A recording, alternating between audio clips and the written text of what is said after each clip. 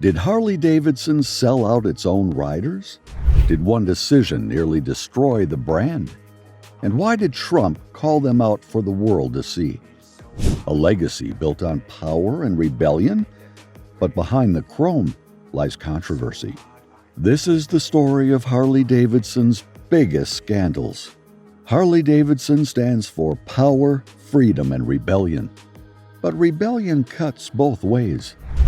Over the years, Harley made choices that shook its riders, sparked outrage, and pulled the company into a showdown with the White House. Fans walked away, politicians took sides. At one point, survival hung by a thread. Every controversy left a mark. Every decision shaped a legend. And one put Harley in the crosshairs of a U.S. president. Time to hit the throttle and dive into the biggest Harley Davidson controversies. Harley's darkest days began with a deal that should have saved them, but nearly killed them instead. In the early 70s, AMF, a company better known for bowling alleys than motorcycles, took control. The result? A disaster. Bikes rolled off the factory floor with oil leaks, weak frames, and shoddy craftsmanship. The once mighty shovelhead engines became infamous for breakdowns. The Electra Glide and Sportster models lost their edge. Riders had a new name for the brand, Harley Davidson. Meanwhile, Honda, Kawasaki, and Yamaha flooded the market with bikes that were faster, smoother, and most importantly, reliable. The Gold Wing crushed Harley's touring bikes. The KZ1000 and CB750 outperformed their cruisers. Sales tanked. By the late 70s, Harley stood at the edge of collapse. Then came one last gamble. In 1981, a group of Harley executives pulled off a daring buyback, reclaiming the company from AMF. Independence was restored, but Harley's reputation? Still in pieces. And just when they thought they had a fresh start, another storm hit. Japanese manufacturers weren't slowing down. Their bikes got better, cheaper, and more advanced. Harley was still drowning in past failures, struggling to compete. Desperate for a lifeline, they turned to an unlikely savior, the U.S. government.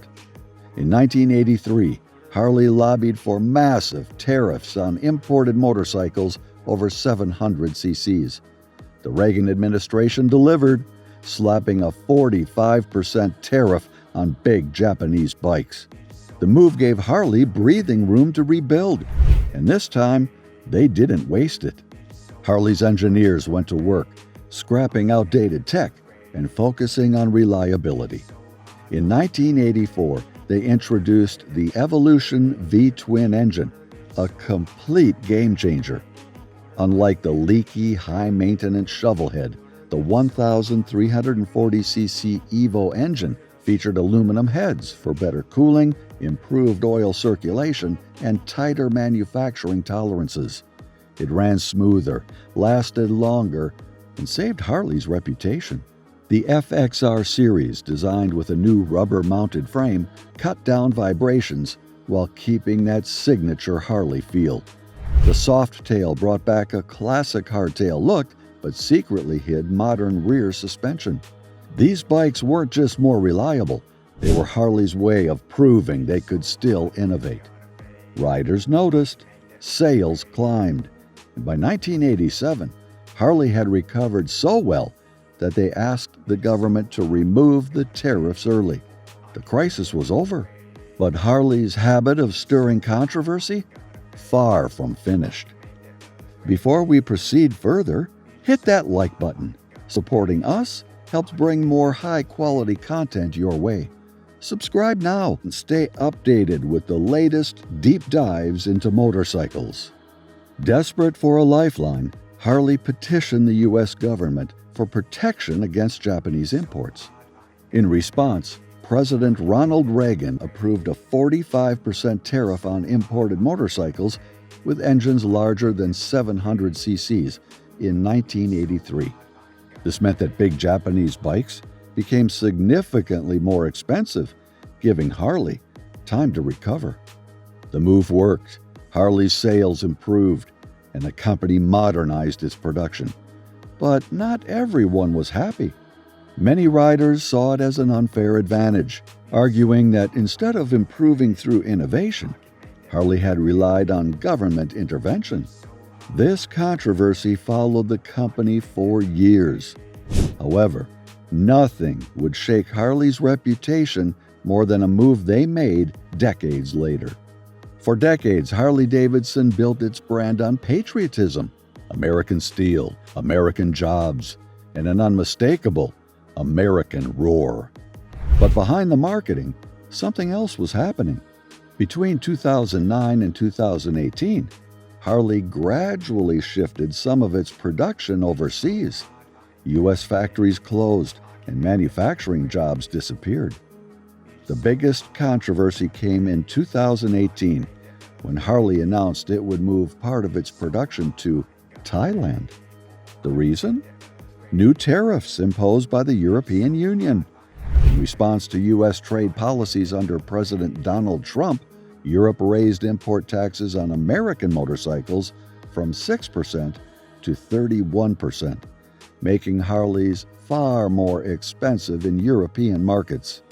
To avoid these extra costs, Harley decided to build bikes in Thailand for European customers instead of exporting from the U.S. This decision outraged American workers and even led to direct criticism from Trump himself, who had previously praised Harley as an American icon. For many, it was a bitter twist. Harley, which had once sought government protection from foreign competition, now found itself moving production overseas to escape new trade policies.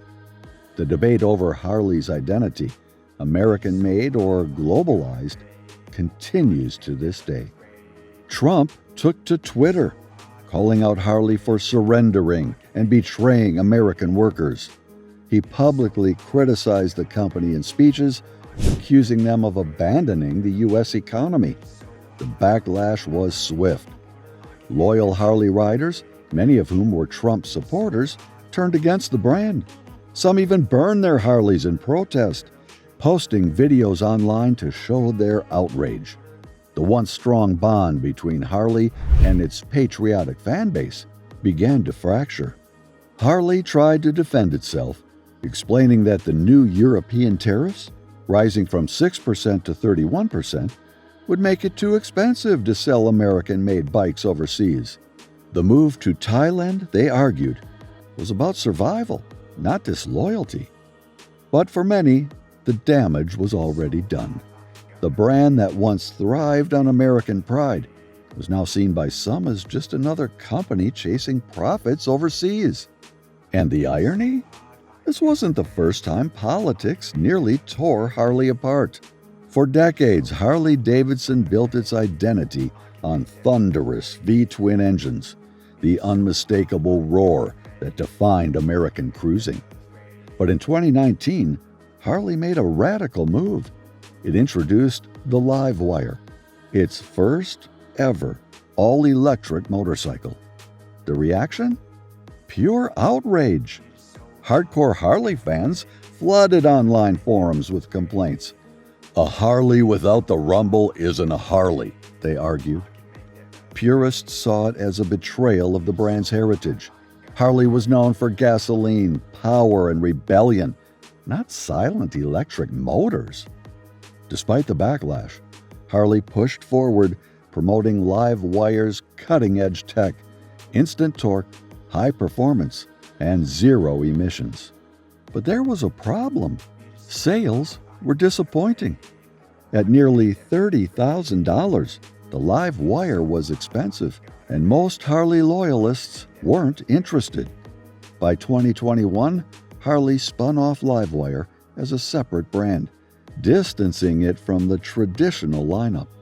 Some believe Harley is simply adapting to the future, betting on electric revolution. Others say it's the biggest mistake since AMF, when Harley's reputation nearly collapsed under poor quality control in the 1970s. One thing is certain, Harley's controversies never stop. Harley Davidson has been through it all: close calls, big wins, and plenty of controversy. Some fights nearly broke them. Others changed everything. But no matter what, Harley keeps moving forward. And the next big twist? It might be closer than anyone thinks.